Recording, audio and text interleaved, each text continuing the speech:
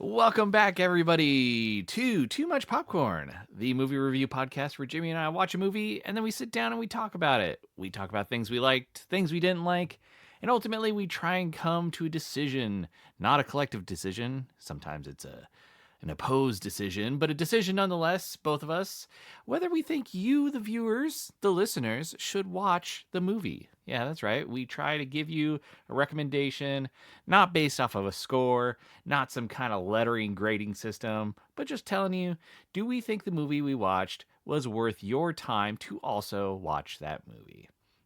And this week, we watched the hit, seminal 2025 film, Predator, Badlands. Predator, Badlands. Predator, as some say. You could say, in our sort of ability to tell the viewer and listener to watch or not watch a film, we're sort of giving the film a thumbs up or a thumbs down. Well, I mean, yes and no, because I think a lot of people think that a thumbs up or thumbs down means the movie was bad or good. And we do talk about that, but sometimes, like we've done before, we're like, oh, this is a bad movie, but you gotta watch it. And then other times it's like, yeah, that was a good movie, but don't waste your time on it. Avatar. I see. It is. I think it's good that we're not trying to misconstrue something with like a rating of some kind. You know, the rating is You need to go watch it and see for yourself, or avoid it at like the plague of some kind. Yes. Right? Predator. Wow, man, I got this weird cough. Weird. Oh wait, did I say Predator? I meant Avatar. Predator is a great movie. Arnold Schwarzenegger. Yeah, can't recommend it enough. I swear we reviewed that for this podcast. Doubtful. Who could say? We've barely done this podcast at all, Aaron. Do you not? But you're ready to talk about the Badlands, with which the Predator descends upon them? That's actually where I want to start with this. There were, in this movie, some bad lands. Wow. You've really started to unlock the story of this film, too. And to be fair, I think these lands, they were quite bad. I think there's a funness to this movie, and I think some of these movies, I don't exactly know what to call them. They're sort of like an adventure action type thing where the creators get to make a big CG alien planet and then fill it like an amusement park with just sort of goofy stuff. And I can't exactly like point to what other movie I'm thinking of. There was a Jake Gyllenhaal animated movie that was like a kids movie where they go to like a wondrous world and it's filled with like goopy monsters and stuff. And I'm definitely thinking of a live action film, but it's like that's the one that comes to mind first, where you're like, this is a goopy world. Look at how goopy it is. And I think I am thinking of like Alien, like Prometheus or something. They go to the planet and it's like, oh, even the plants are an alien. And you're like, that's crazy, dude. You can't be doing that. Or is that the sequel? Either way, it's like there's definitely like this new sci-fi subgenre where it's like, ew, goopy alien world, let's go to it. And kind of you get the little theme park dopamine hits throughout the movie where things happen that are very surprising and enticing to the viewer. I'm so glad you said theme park, because no joke, I was going to bring up when we were watching this movie, I kept feeling like, oh, this is just Jurassic Park. Like when you watch Jurassic Park, they're like, hey, we've taken this group of ordinary people and we've put them in this crazy situation where there's wondrous beasts wandering around and, oh, they're hunting them. And you know what happens in this movie? The same exact thing. They take this crazy team and they put it in this wondrous land, and then there's things hunting them. And, you know, I gotta say, the formula is kind of there. And it goes back to possibly the dawn of story like telling. Like, look at Journey to the Center of the Earth. Same exact thing. Oh, we've taken this group of crazy adventurers and put them in this wondrous land where things are hunting them. And one of them's a frog that when you shoot it with a bow, it explodes. A wondrous land. Yeah. You know, and so, like, the formula's been done before, and I gotta say, man, I think I'm getting kind of, like, done with it. Like, especially... And I know I was poking fun at Avatar at the beginning of this, but I'm going to poke fun at Avatar through this episode because it was the same thing where people were like, hey, have you seen Avatar? It's so incredible. And I did not care because it was this CG world where there's just zero risks or rewards. Aaron, if I you don't keep care talking about anything. Avatar on this show, we're going to have to watch them. Oh, dude, we are. And then do like episodes on them. And then they're it's so gonna long. become- If we have to watch multiple for one episode, I will die. We're gonna have to wait 10 more years until James Cameron is done with the other two, and then Until we're gonna watch James all Cameron 5. dies, you mean? Are you kidding me? I know, and I feel bad because, like, I love Jimmy Cameron, but, like, he's just made these movies that I don't care for.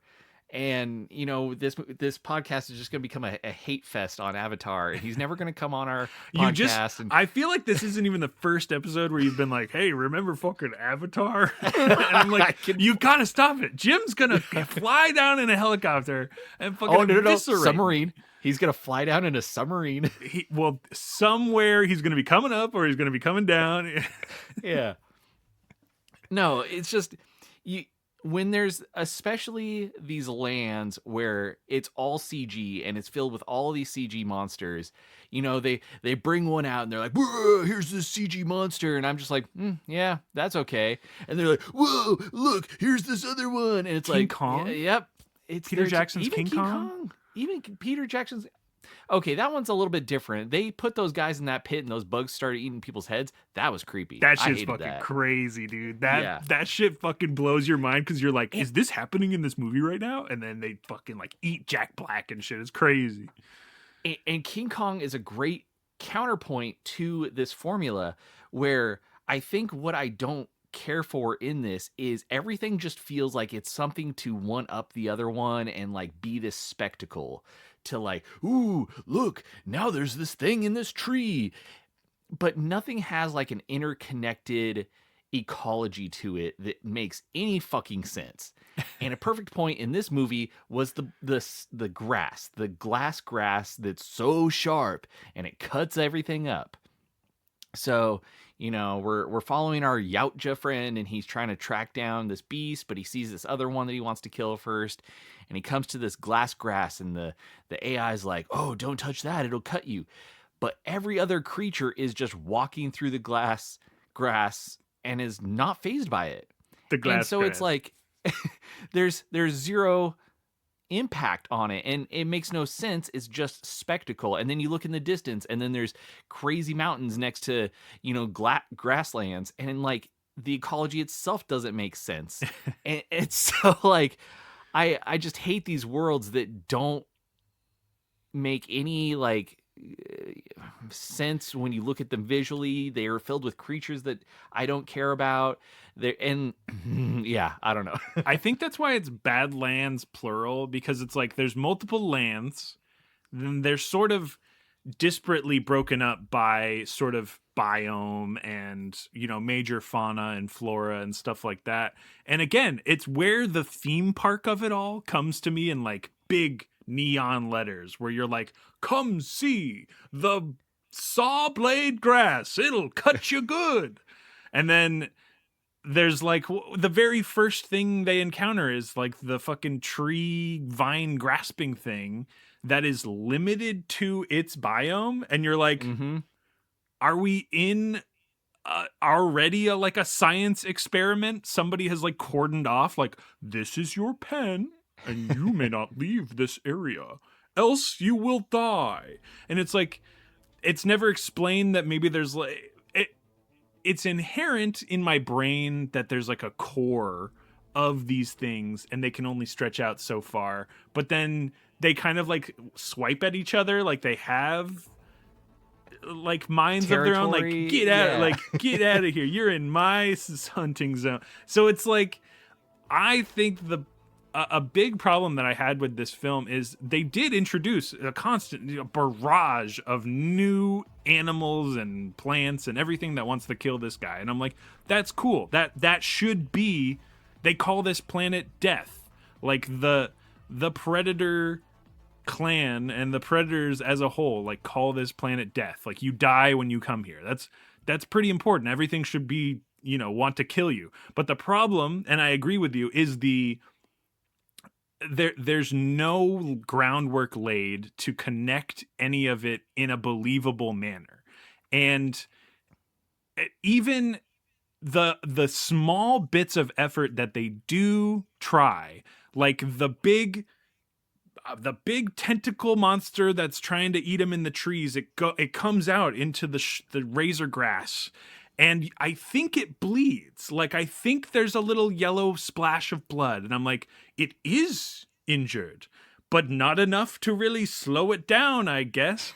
And so you're like, if it's gonna cut you to ribbons, shouldn't it cut everything to ribbons? And it's like, no, the big tree monster just sort of be better like that. And it go, you gotta be hard, you gotta go faster, you gotta be stronger and better. And that's me, the big tree guy, and then I'm dead, right? Like, there was no shared ecosystem that ever felt like a real thing.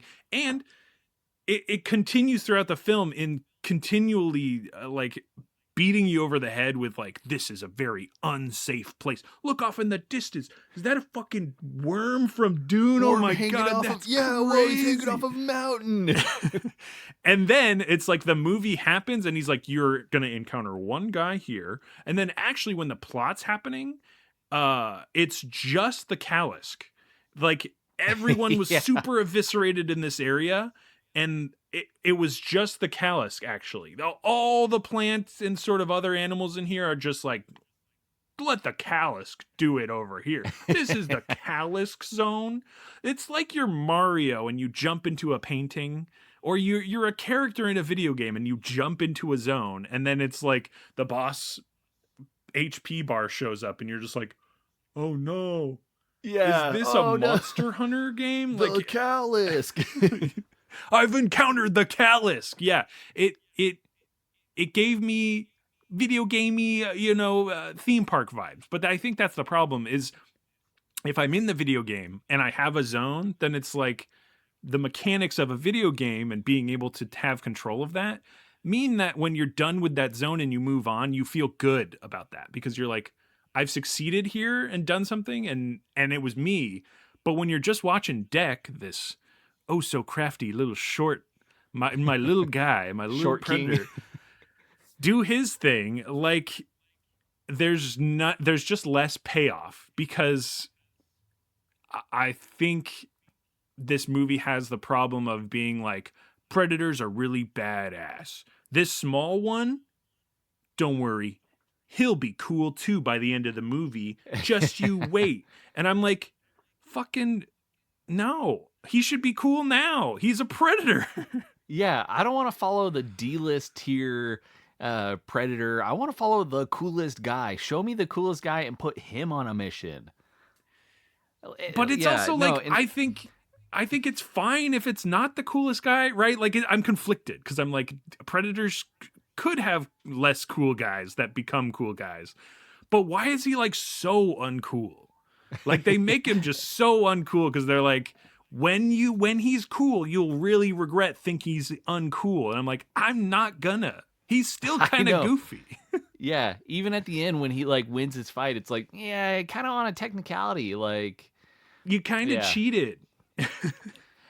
No, you bring up some really good points, and like I think ultimately what it boils down to, like, one of the main problems is Deck the Yautja. He comes to this world to do his hunt.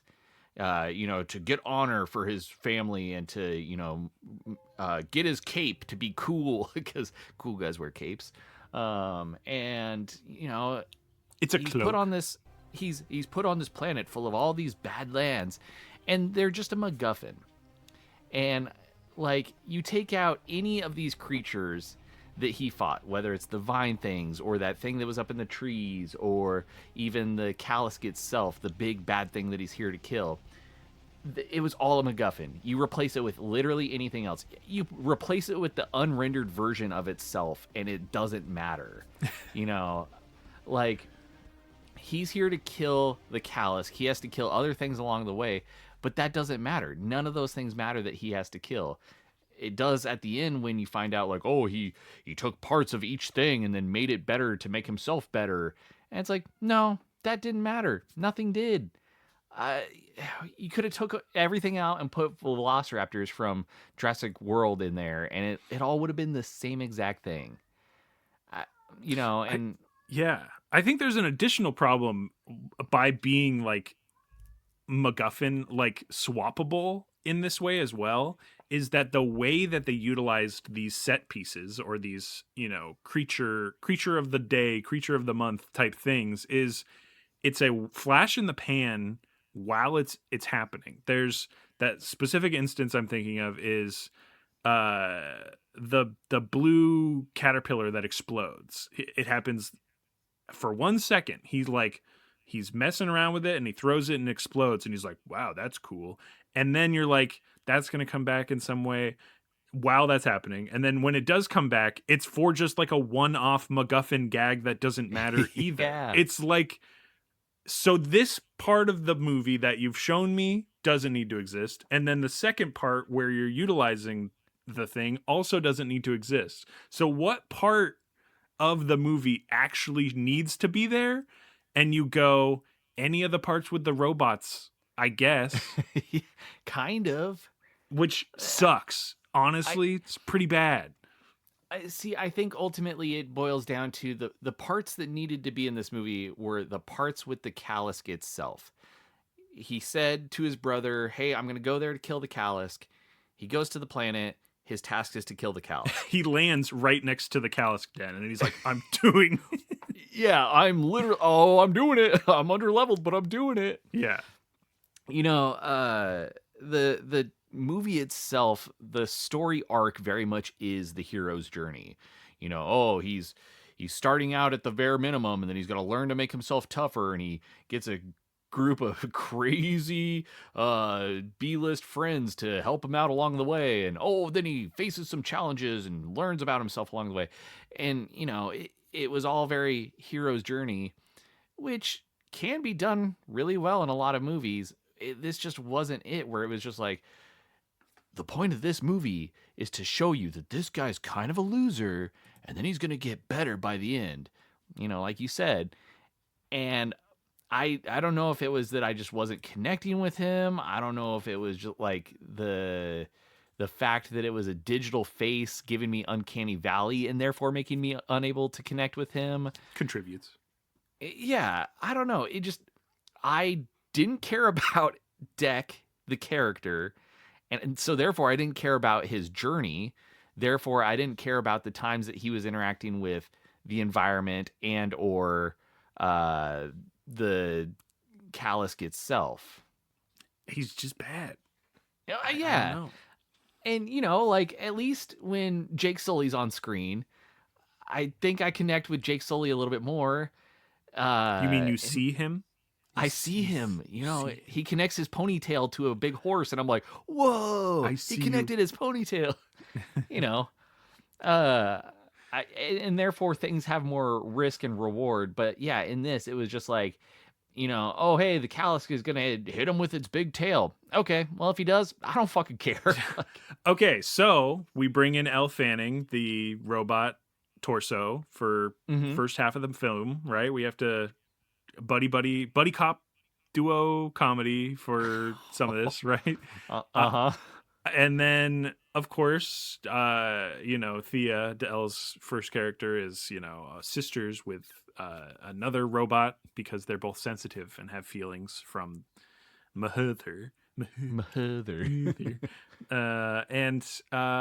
So you have her playing like a dual role, and I One and a unfortunately half think rolls actually, because she's yeah, one and a fucking half. Damn, you're right. Those legs were a whole nother person. little. um so that she's introduced, she's carrying like not even the plot, but it's like she has the dialogue in the movie. Yeah, she's Yeah. talking with Deck, but Deck is there's no recognizable human feature besides body shape that you're just like, well, Deck has eyes and a mouth, I guess. They're kind of like relatable in that way, and you're just like, Thea doesn't even know how predators eat. And I guess that's Yeah. just an important line for us to know. But either way, I I think Elle Fanning's okay in this movie, but worse as Tessa, the secondary, like, more cold-hearted AI version of herself. And Thea has like an emotional core to it as a character that still doesn't work, but at least like tries to bring an emotion into it, where you're like, you just left our monkey friend behind and I don't like that. So there's some conflict for you there. And we're like, all of the conflict that has happened so far has been life and death, and you're bringing up a fucking monkey guy right now. So again, it sort of falls on Deck to sort of tit for tat that, and it just does not go anywhere, because you're like, predators are friend to none, and like, it's just a nothing character, which is funny because to me, I think I've only seen predators in films where they are like the other. They are the enemy. They are trying to kill Arnold Schwarzenegger. They're trying to kill aliens. Like, I've only seen them when they're doing the thing that they're known for, which is like hunting and doing all this stuff. And don't get me wrong, they do a lot of that. Deck does a lot of that in this movie. But it's because we're on his shoulder, like third personing Deck the whole movie, that gives me pause to like wanting. And I'm thinking, without having seen any of the rebooted, 2018 and the first Primal or whatever it's called, I think they are all that. I think they're pushing this like not pro predator narrative, like. Nobody should be pushing that one. I'm just saying, it just sounds bad to say like, I'm on the side of the predators, right? Like, I just, it is weird to be like in defense They of. they have this property that they don't know what to do with it. No and fucking idea. They want to keep doing movies, but they can't keep having the predator be the villain, because then it gets played out. So they're trying this thing where they're trying to make it the hero, but it would be like taking the Terminator. Well, no, because Terminator 2 was great at that. Terminator 2 took the bad guy and made him a good guy. Terminator 2 did it effectively, and almost probably the best it's ever been done. Yeah. And this tried to do it, but it just, you're right, did not do it well. And I don't know if it was partly the script, because yeah, dude, I was hating on the script in this movie. But it's this flaw that the Predator has, where it's just like, oh, I am big, I am tough, I am toxic masculine, and therefore I am not going to react to things, and blah blah blah. And it's like, well, cool, then I can't connect to you as a character. I don't think that's cool at all. I need something to connect with on screen, and that's not it. And Thea the robot wasn't it either. She's trying to do these jokes and make cracks and stuff with the Predator. Deck made joke. Oh, he made such a good joke. Deck Well, it made wasn't joke. even a joke. Okay, but honestly, there's a part of what you're saying and sort of what I was saying as well, where again, it is funny to be like, wait, this has been done before effectively. Why isn't it working here? Why isn't it working here? It's not working here because they've established that every character has no humanity.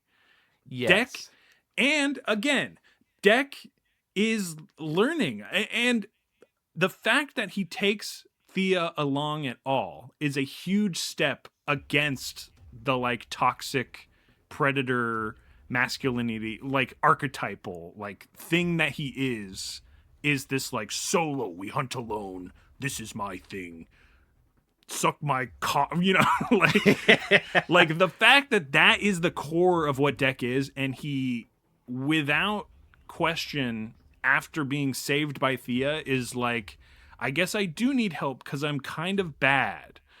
And you're like, okay, well, it's good that it's very good. Actually, this is healthy that you're recognizing this. But it doesn't make me relate to you more. It just makes you look bad now. Yeah, you got it. Terminator 2 did well because John Connor was this human who had human emotions and taught the robot to be a human, and did it in this cute little charming way. And it was great, and it worked really well. But yes, the Predator picks up Thea, a robot who he refers to the whole time as a tool. That's how he sees her, is a tool. So there's no way that he is going to connect to that thing because he's not allowing himself to. And she herself is just a robot, and therefore not going to be able to, evoke those emotions into him, because it would be like if you partnered me up with an Alexa Amazon robot, and then you were like, oh, Aaron, have jokes and stuff with this robot. And I'd be like, no, this sucks. Like, have they done that yet? Is there a podcast that's still a person, but one side is AI? Wait, yeah, oh, no. Oh, because there's podcasts now where two people are AI. Yeah. But so, because that would work, because they're like, I am talking about you. You are talking about me. We're talking together. Ha ha ha ha. Yeah. But imagine it's just one person like, God, fuck. Yeah. Fuck. Let me tell you a knock knock joke. And he's like, oh, please don't. Actually, and that's kind of Adam Rafai should do that would be great. Dude, put that on the Patreon. Yeah, so I don't think this worked because it was just the Predator, this lifeless, humorless nothing of a character, partnered up with another character that was trying to be something but just wasn't anything. And yeah, that goes again back to the script where like there's just stupid stuff written into the script where she's going along and she's like, oh, I'm so happy to be with a Yautja. This is so exciting. I've studied you guys so extensively. and then she's like, oh, but like, how do you guys eat? Is it the outside mandibles or the inside mandibles? And then fucking Tessa breaks into his fucking secret weapon stash, and you're like, how do you not know? Do you two know two different things? Yeah, what is happening there? I don't. Oh man. And then when she's like, they're sitting around the campfire, and he's like talking with her about, I don't even remember. And then she, he says something, and she's like, oh, is that a joke? And he's like, no. And it's like, no, it wasn't a joke, and you're forcing this to be a joke. Ugh.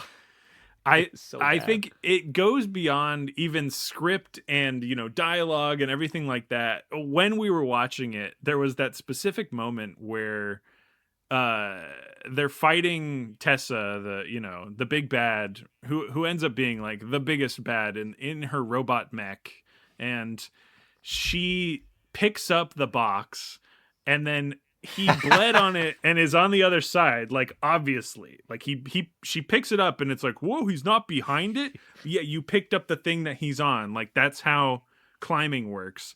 And she reacts with human reaction timing, where she's like, oh, I gotta look up, and he's up there. Like these are the most fundamentally flawed synth people. Like why were they programmed this way to be so inefficient?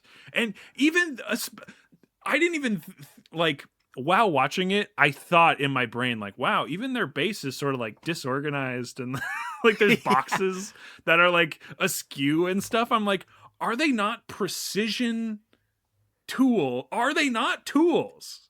Yeah, what are these people? Oh, dude, you said it so good when we were watching it, where, you pointed out, like, why are they acting like humans? And again, MacGuffin-esque. It was just like, okay, we need humans into this movie. Should we put actual humans or should we make them synths? And then someone was like, let's make them synths because that's cool.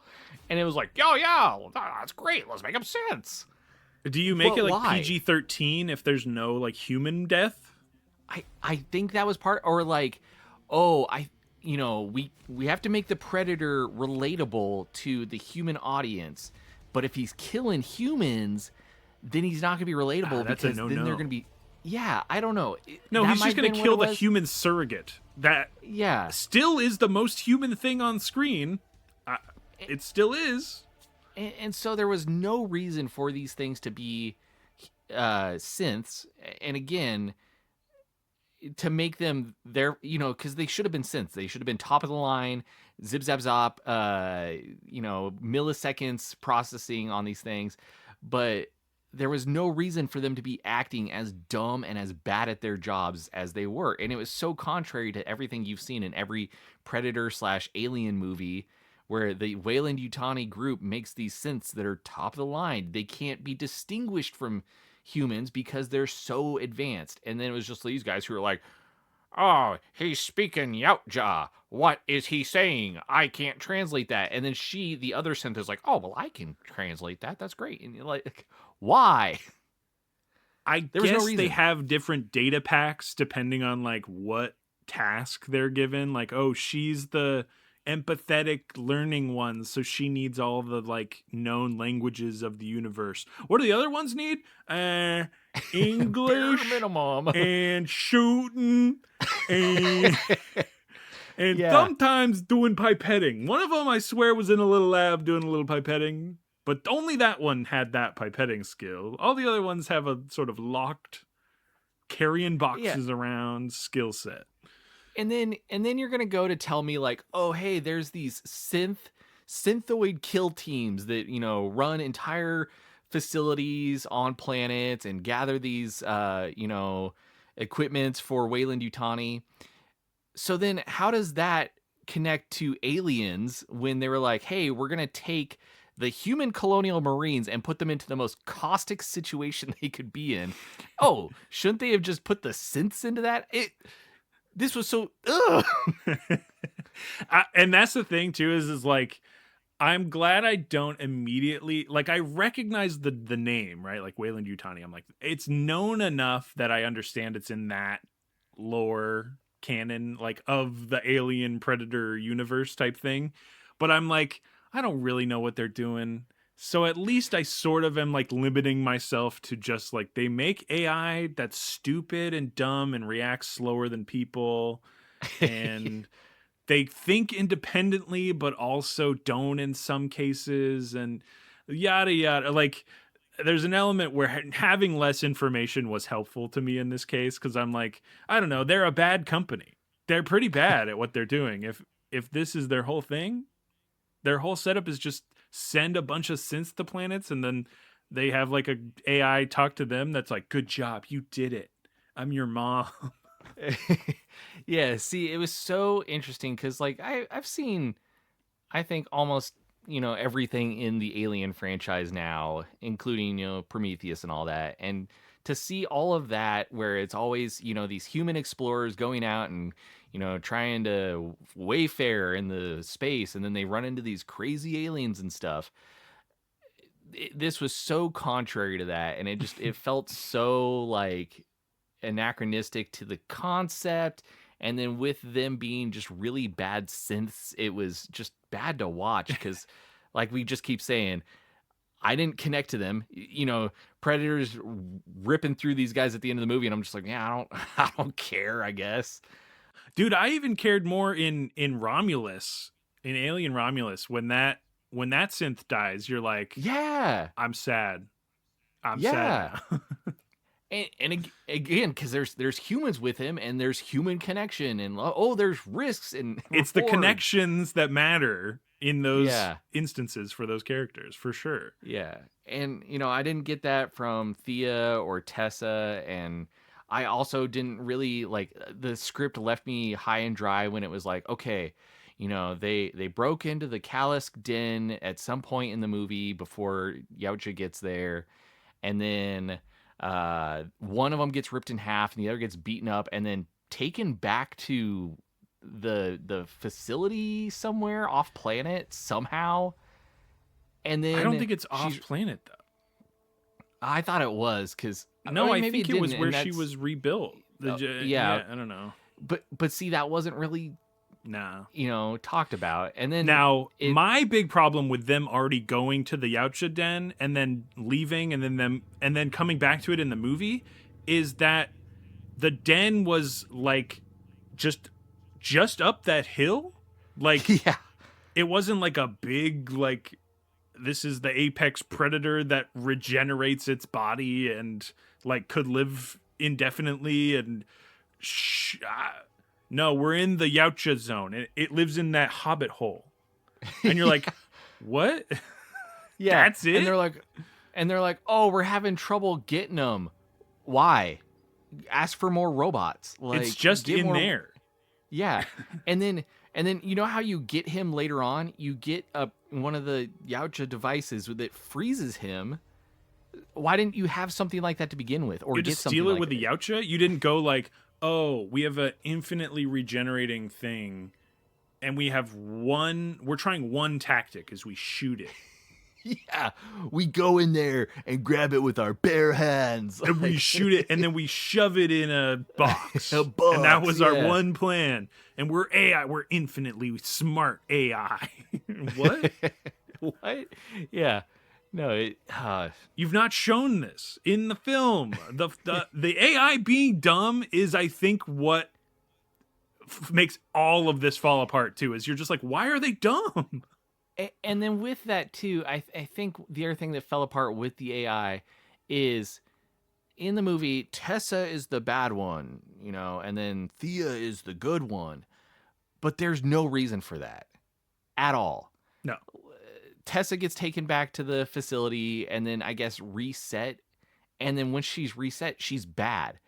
But like Tessa spends time telling Deck like, oh, we're sisters and we have this connection and it's so special. The last thing I remember before I was ripped in two was her crying out for me. And then the next time she sees her, she's like, oh, she's evil. Let's kill her. It's like, there's another issue with that too, is again, it's the AI non-emotive type thing that it's like Tessa wakes up and I don't know if she's reset or just like, whatever, talking with Mother, and Mother is like, your mission is currently a failure. And then she's supposed to be like, and it's like, Elle, okay, now you're an upset robot. You don't like that you're failing your mission. And it like looks back at her and she's just like, mm-hmm. Yeah. And so it's like, again, you're saying that the mission matters to these basically uncaring non-human things. If you have a person whose life depends on this thing happening, or like paycheck or some humanistic desire to complete this, then there's stakes. Then there's something happening. If you have a robot that's sitting in a chair getting its fucking eyes rebuilt, and you're like, you're currently failing this mission, and they're just like, sweet, dude. Yeah. What the fuck am I gonna do about it? I was fucking eviscerated over here. Dude, Mother goes as far to be like, the company is so mad they'll kill you if you don't succeed. And she's just like, yep. She's like, what? I'm not alive, dude. Yeah. Yeah. And like, why? So if the character itself doesn't care about dying, why should I care? It's so fucked up. Yeah. It's so fucked up. You know what else is fucked up? Ads. Fucking ads, dude. Let's do an ad break. Oh, Jimmy, you are speaking Yautja and I'm speaking English. And I'm speaking English because it's a universal language that you can hear, but also anybody else can hear, which is so convenient, right? Others. Others. Oh, dude, okay. So If you haven't seen the movie, that was literally part of the movie where Thea and Dek like first interact, and she speaks to him in the Yautja language, and there's subtitles. Great, it tells you like, oh, here's what he's saying, here's what she's saying, and then she goes, "Oh, how about I use this universal language so that you can hear me in your native language, but anybody else who's listening can also hear it." And it was like, who? There's nobody else around when she says this. The monkey. So obviously she is saying that to us, the audience, but why? Why would she be? It was one of the worst little fourth wall breaks I've seen in a while, man. It was pretty bad.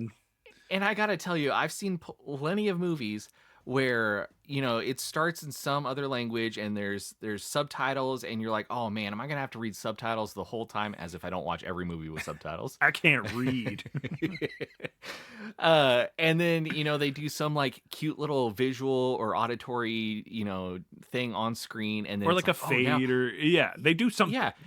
And like I think the best example of this ever has been in 13th Warrior, where he's sitting in the tent and he's trying to understand what the Nordic Vikings are saying. He doesn't speak their language, but he's watching them, and then over time it like fades out, and then he's like focusing on their mouths, and you like go in and you focus on their mouths, and then like it starts cutting in with actual English, and then he's understanding their language. Oh, that's like so fucking cool.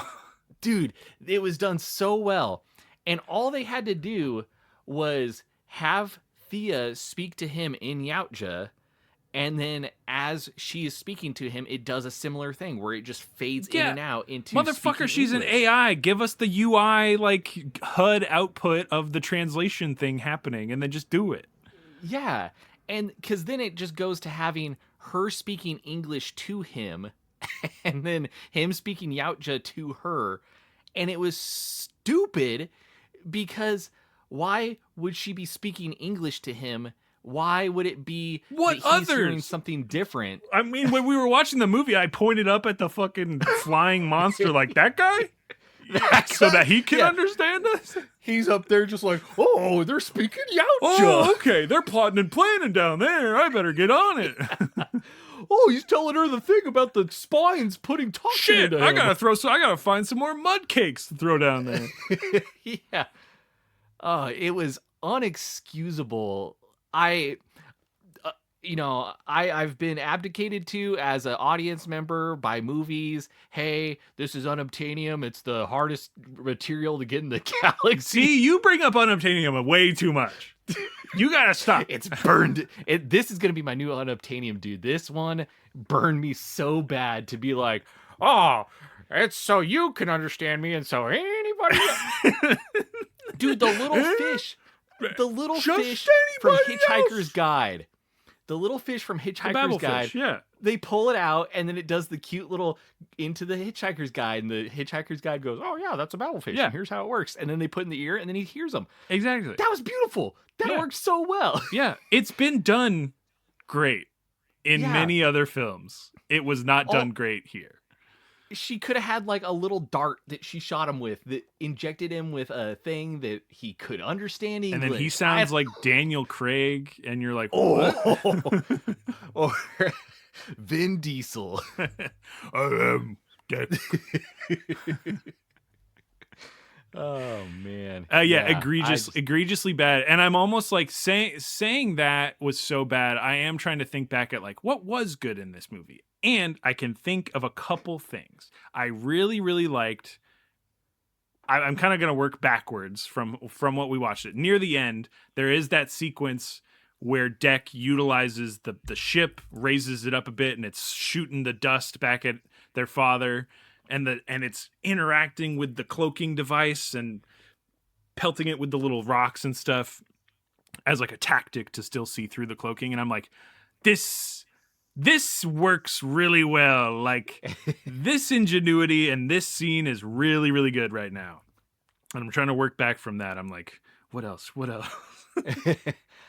Okay. I kind of liked the facility hunt that he went on. Oh yeah. So they capture the Calisk, they take it back to their facility.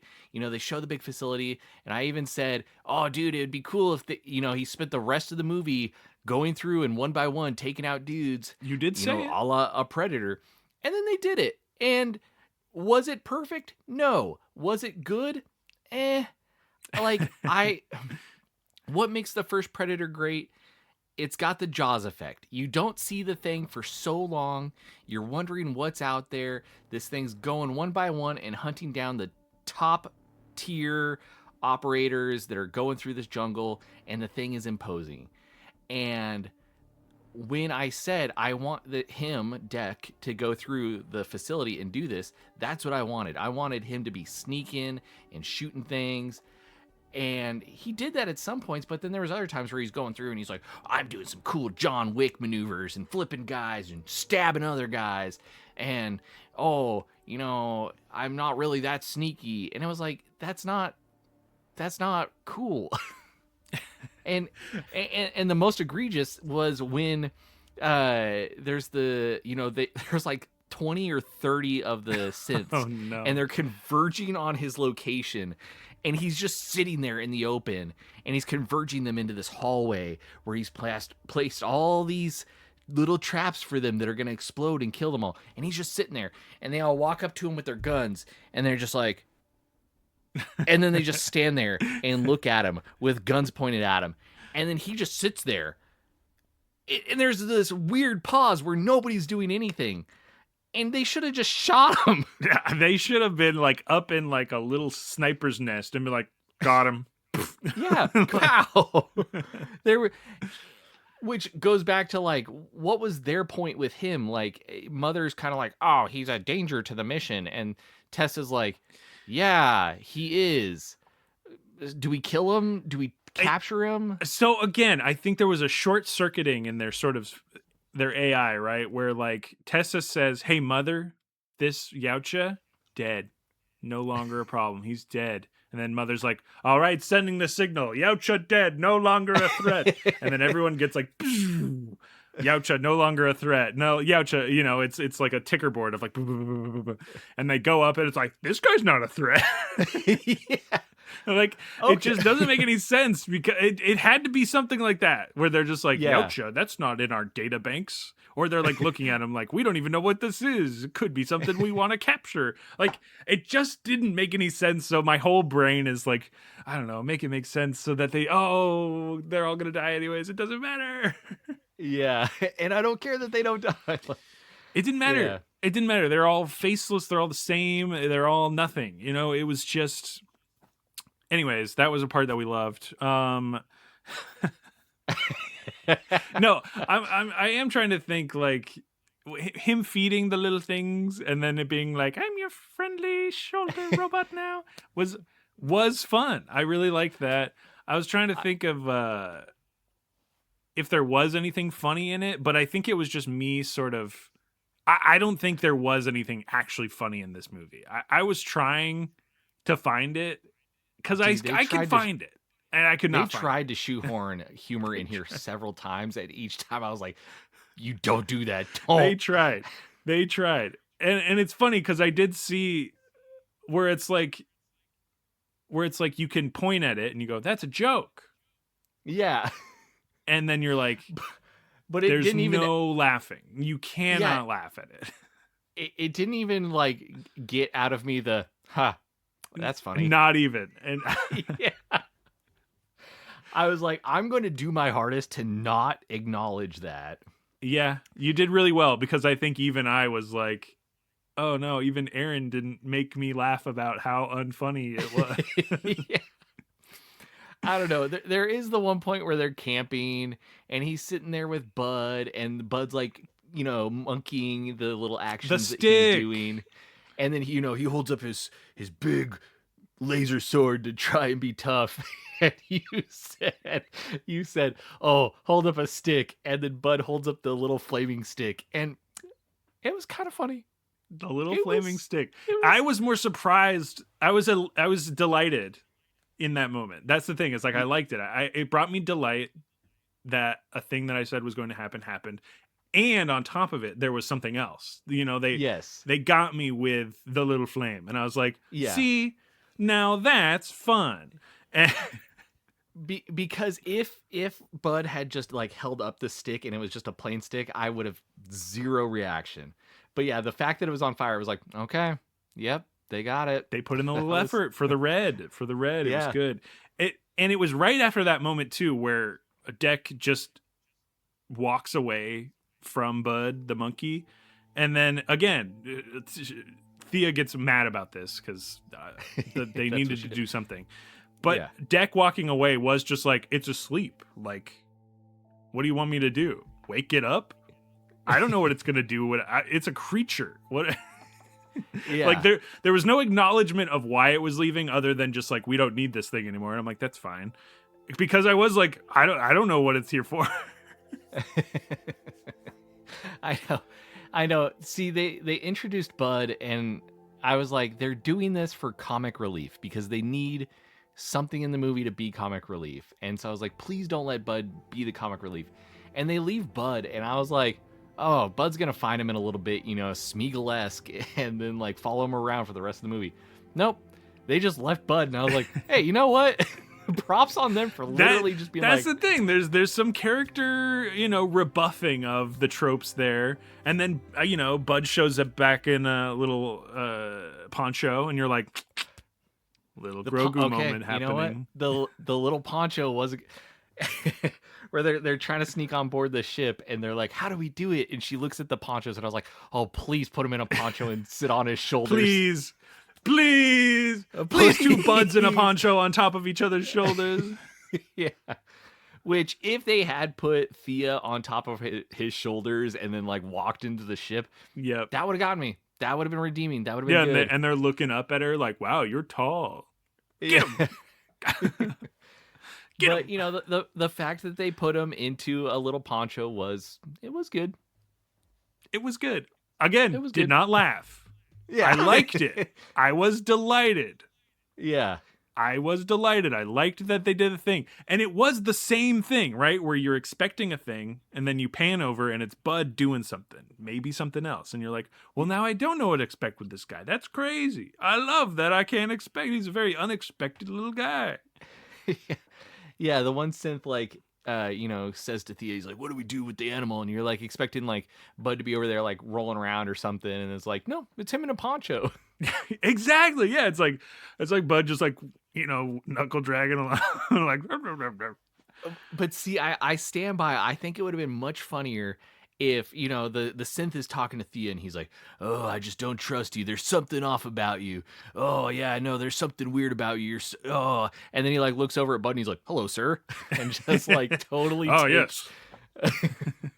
Nice poncho, sir. Hey, look, and I think this goes without saying, they weren't trying to be funny, like as a whole in this movie. Like there were parts, Yeah, trying to be funny, but they're like, this is a serious movie about Deck winning. Oh, yeah, his character development, because we're gonna make a sequel. I mean, maybe, Oh, dude, they did cue it up for a sequel, and oh boy, they'll try. But is that what they've been doing? Do you know? Have you seen I the other didn't ones? see Prey, which was also Trachtenberg, so he's got his little fingers in these Dan's movies. just working it, he's directing. Yeah. But they had the I don't know. T-Rex skull, which makes me believe it's a sort of connected mythos, not just universe. Yeah. Obviously, they're the predators, but like the T-Rex skull was like prominent. They were like, "Look, have you seen Predator Prey?" Maybe they're queuing up like a Predator goes to Jurassic World duo of a movie. Was Dan doing dude. any Jurassic movies too, or is it? I don't know. You know? But Predator in Fast and the Furious. Now we're talking. Fast and the Predator? no, I could get behind that. Fast and the Predator sounds really bad. It sounds really bad. It sounds like Jeffrey Epstein is in that movie. Fast Predators at Ridgemont High. It sounds really bad. Oh man. Yeah. So, what do you think? Where do you stand on this movie, Jimmy? Do you think this is something people should watch? What Look, are your Aaron, feelings?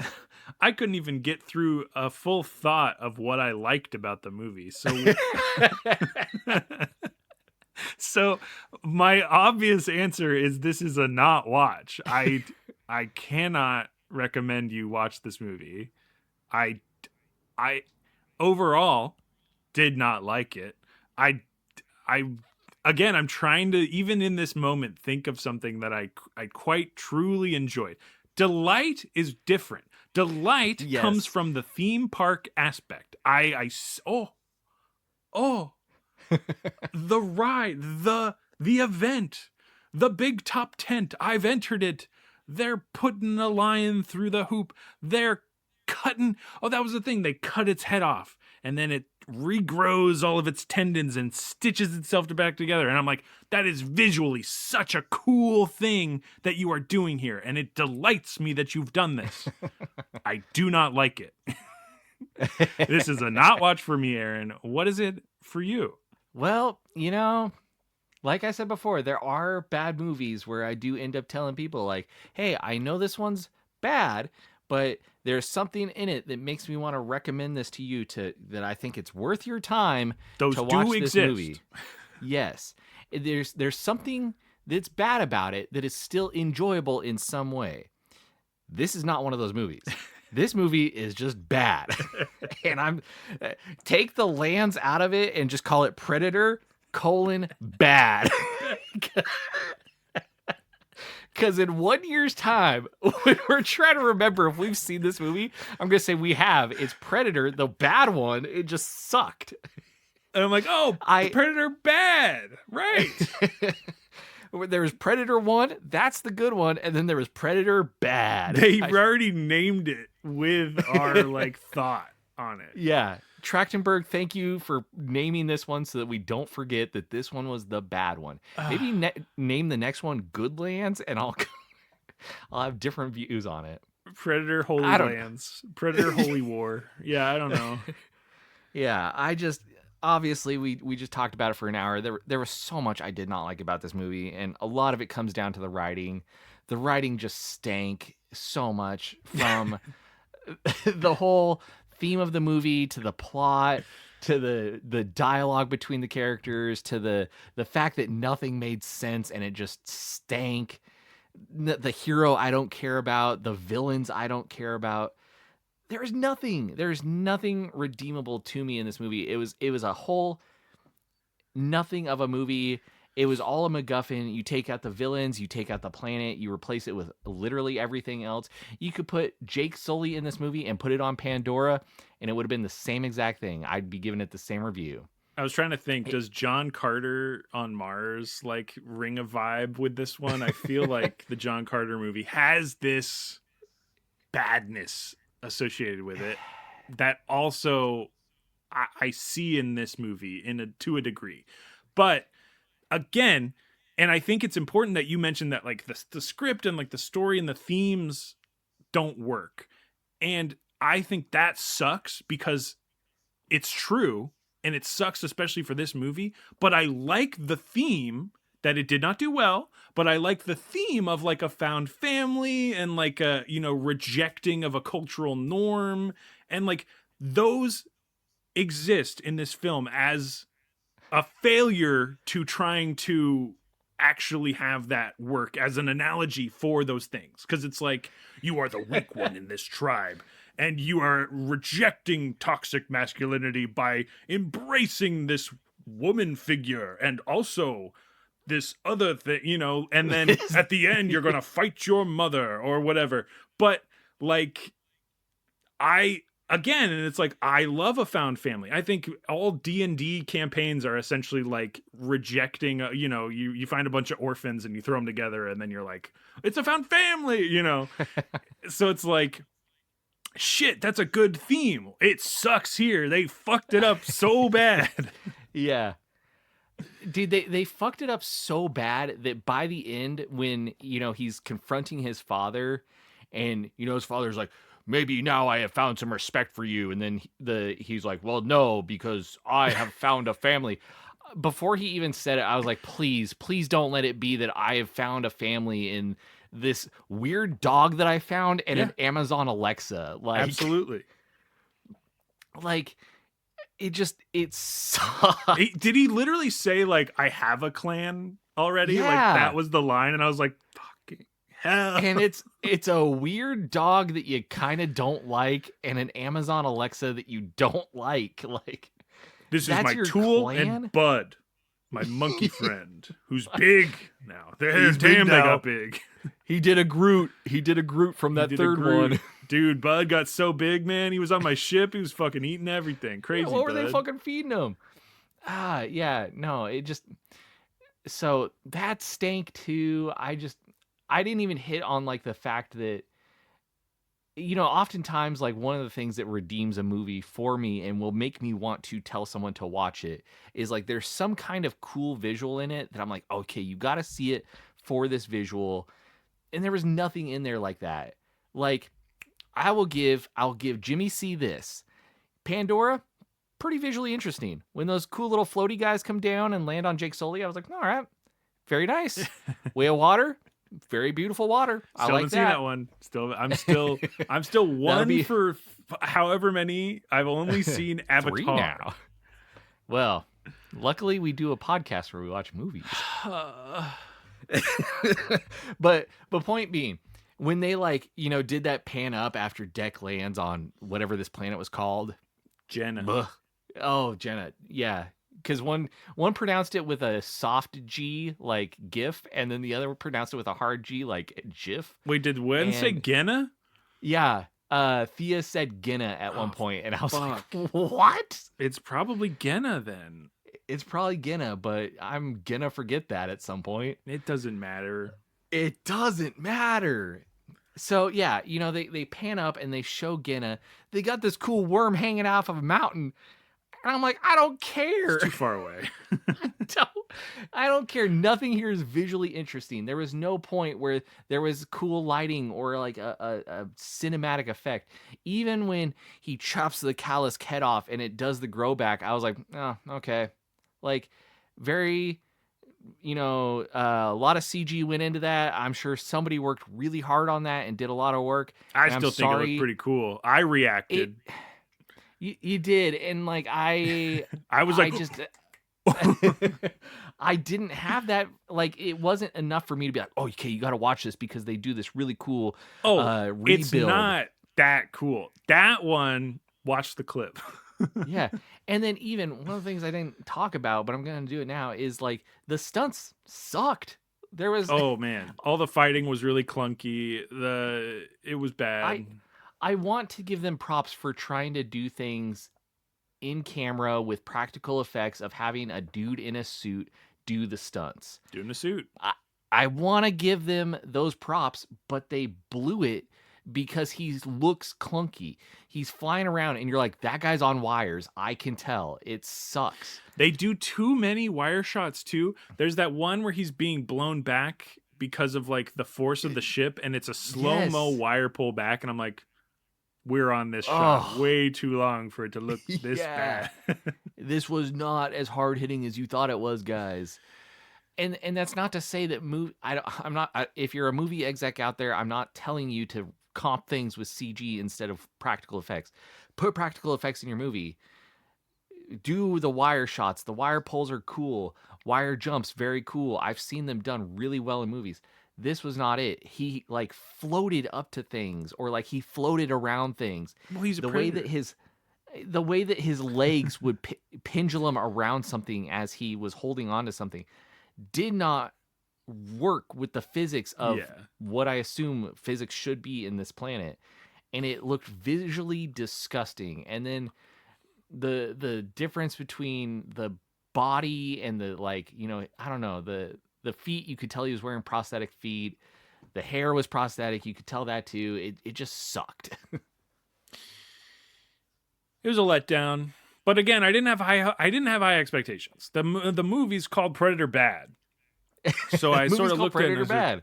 It might be pretty bad. It's going to be bad. Yeah. And again, I think these sort of I'm predisposed to be like, oh, it's a reboot of an 80s movie series where we flip the script with an anti-hero, but not really. He's just a guy. He's only really an anti-hero if he kills people, and he doesn't even do that in this one. So Yeah. Like, he's here. and see, I try and keep that same, set of glasses on, because I want to say that, I can't think of any movie that's been rebooted from the 80s and been better than the original one. Oh, but I can. It's called Dread. That movie fucking rips ass in a good way. And, you know, but yeah, there's a lot of other movies that just have tried it and don't do it. And this one, unfortunately, is in that same vein. Yeah. Yeah.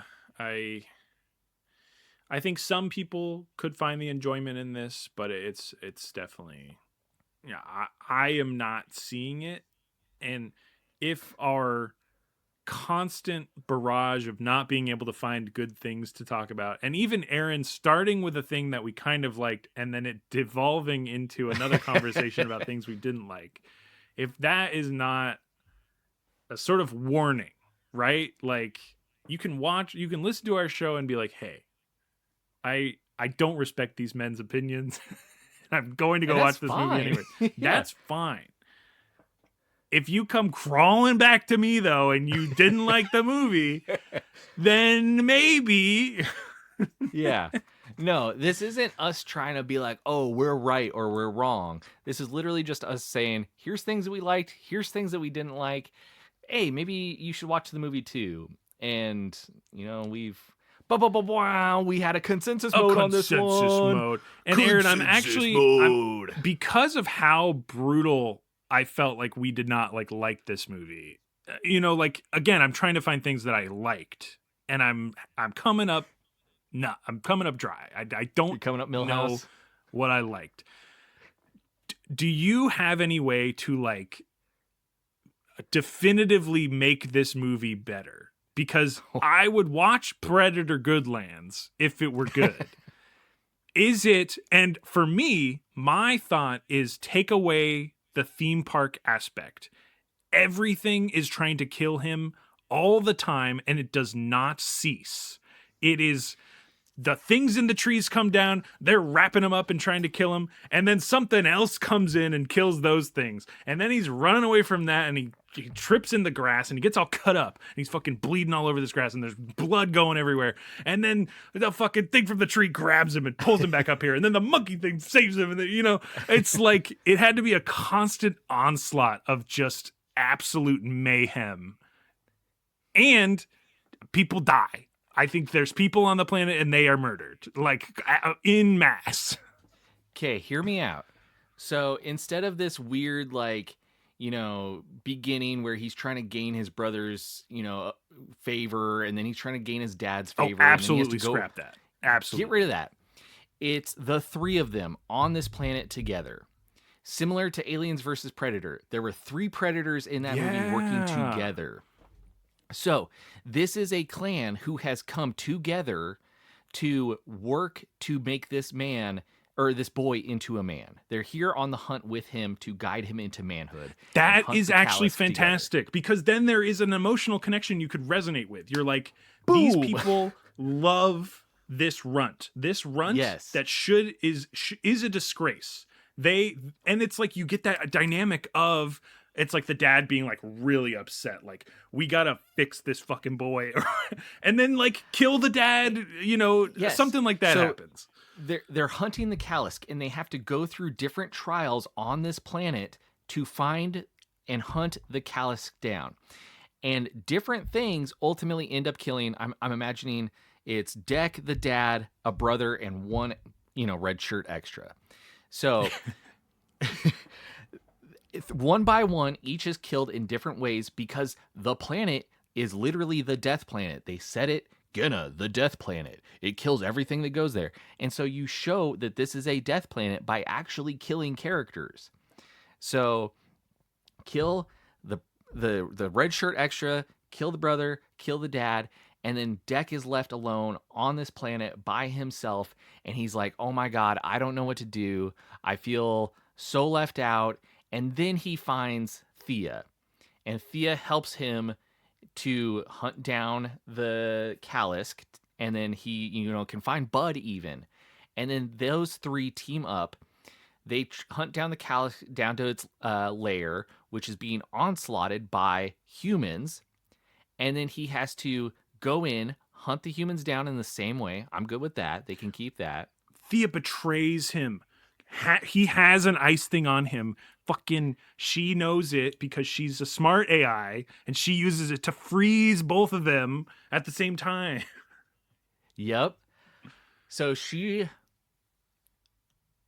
see, because I they can't be family. It's like at the end of this one, their family cannot be. If they can, I was trying to keep that going. I think it could be, but I think her betrayal makes her way more of like an interesting and cutthroat, like AI, unthinking, unfeeling type thing with that like previous connection built up where you're like, they help each other, they find Bud, but also she has the mission. I think remove Tessa entirely and Thea has both personalities. Yep, she is both.